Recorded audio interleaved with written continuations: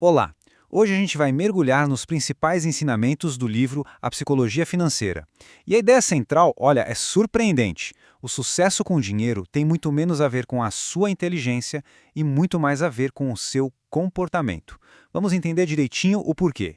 Para começar, vamos fazer uma reflexão rápida. Quando aquele carrão de luxo passa na rua, o que a gente admira de verdade é a pessoa que está dirigindo ou a gente se imagina ali naquele volante?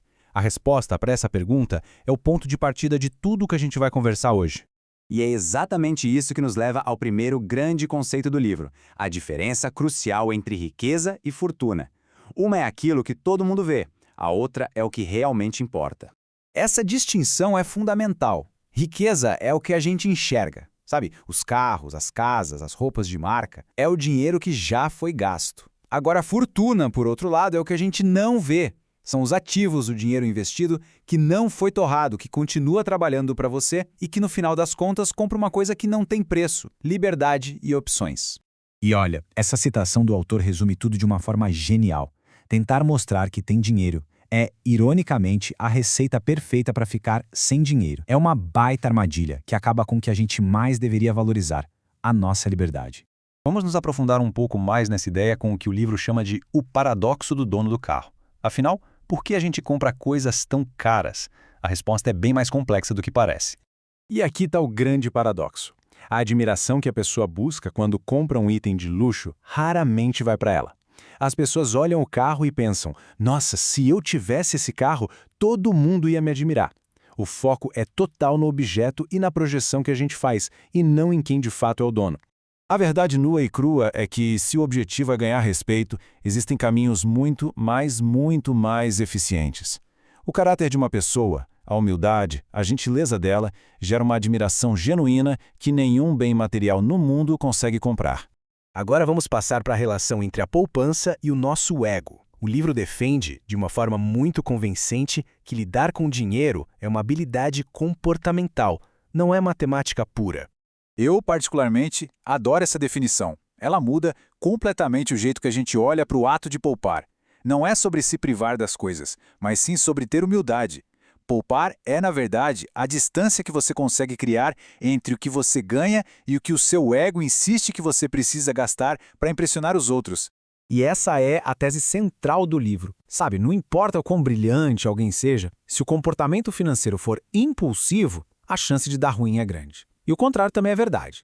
Para isso ficar bem claro, vamos pensar em dois exemplos da vida real. De um lado, Ronald Read, um faxineiro que, com muita paciência e consistência, juntou 8 milhões de dólares ao longo da vida.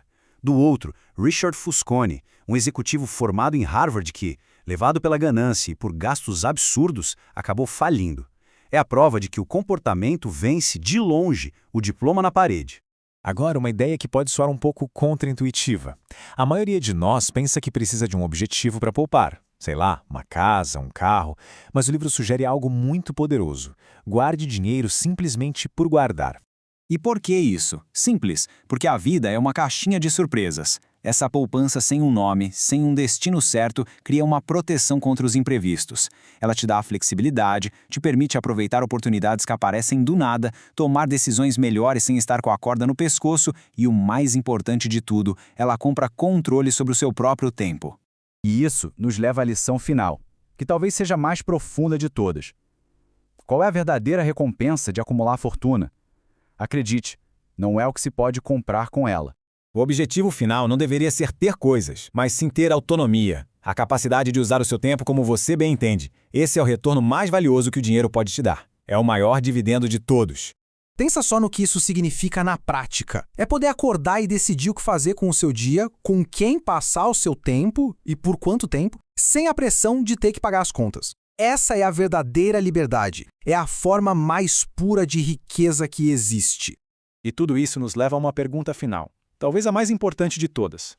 Em um mundo que está sempre empurrando a gente a querer mais e mais, definir o que é o suficiente para você é uma das habilidades mais importantes. A felicidade, muitas vezes, é só a diferença entre os resultados que a gente tem e as nossas expectativas. Então fica a reflexão.